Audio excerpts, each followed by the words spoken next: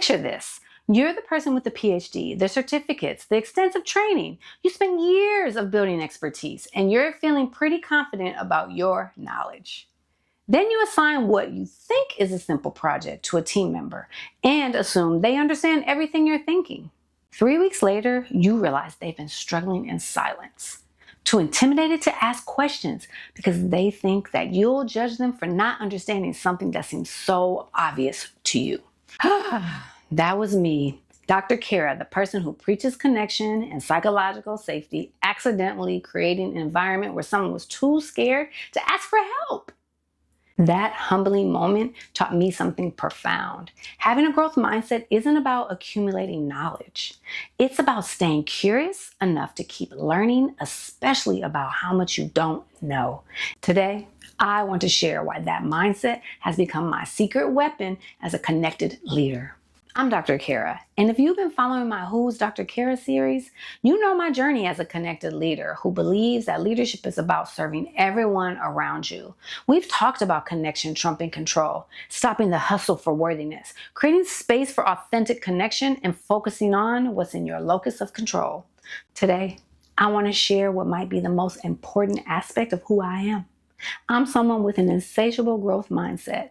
I'm always evolving, always curious, always learning, and I don't always get it right. Here's what I've discovered. The moment you think you know everything is the moment you stop growing.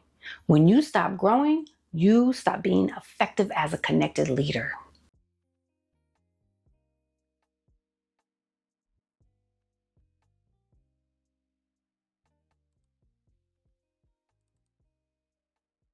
Let me start by defining what I mean by growth mindset, because it's become such a buzzword that we sometimes forget what it actually means. A growth mindset, as Dr. Carol DeWitt discovered in her groundbreaking research at Stanford University, is the belief that your abilities, intelligence, and talents can be developed through effort, learning, and persistence. It's the opposite of a fixed mindset, which believes that these qualities are static. You either have them or you don't. For me, growth mindset means I'm always curious about expanding and elevating, not just for myself, but for everyone around me. It's why I decided to get my PhD, pursue additional certificates, complete postdoctoral programs. I've always strived to be at the top of what I do, but not because I want to arrive somewhere and stop growing. Here's what most people miss about growth mindset. It's not just about professional development. I believe growth occurs in all facets of life: professional, intellectual, spiritual, social, creative, physical. I'm someone who's always evolving. Here's the part that makes this real. I don't always get it right. I work to learn from my missteps. That assumption story I opened with, that was a perfect example of my growth mindset in action, not because I handled it perfectly, but because I used it as data for how to do better next time.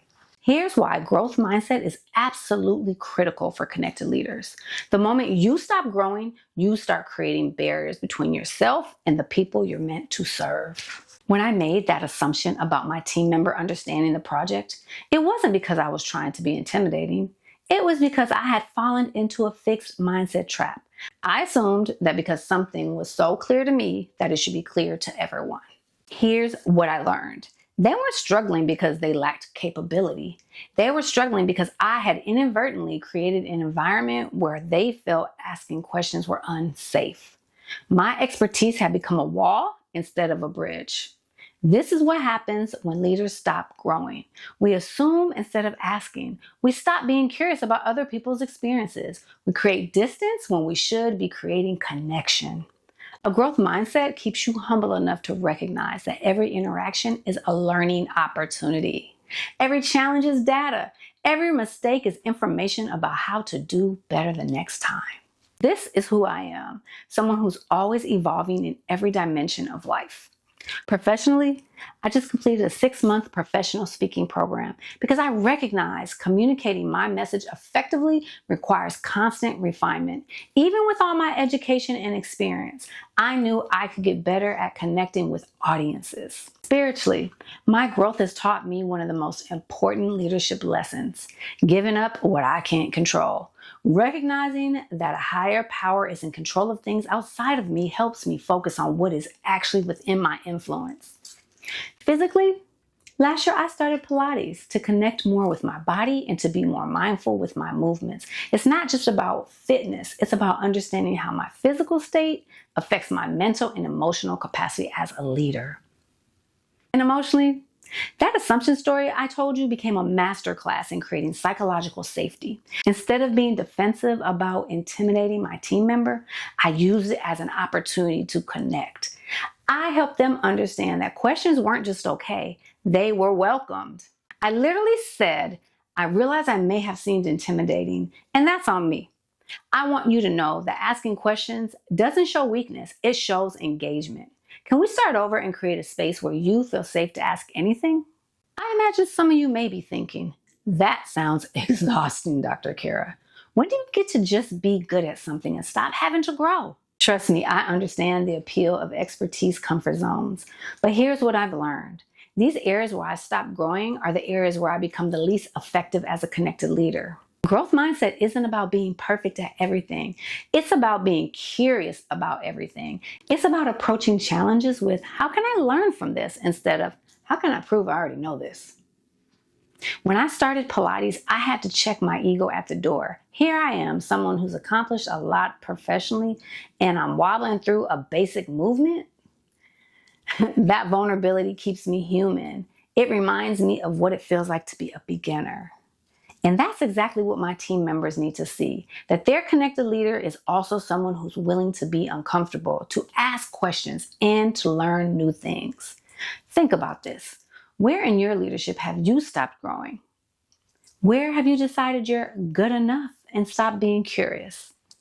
Because I guarantee you that's where you're creating distance instead of connection. This growth mindset is absolutely central to connected leadership. Here's how it integrates everything we've talked about in this series. Receive. When you have a growth mindset, you can receive feedback, challenges, and even failures as valuable information rather than threats to your competence. Perceive. You get curious about what you don't know. What might you be missing? What assumptions are you making that could be creating barriers? Respond. You respond to challenges with learning and adaptation rather than defensiveness or control. This is how I approach being a connected leader. I'm always evolving. I'm always asking, what can I learn here? How can I grow? How can I help others grow? And when I don't get it right, like when I accidentally intimidated my team member, I give myself grace. I reflect on what happened and I use it as data to show up better the next time.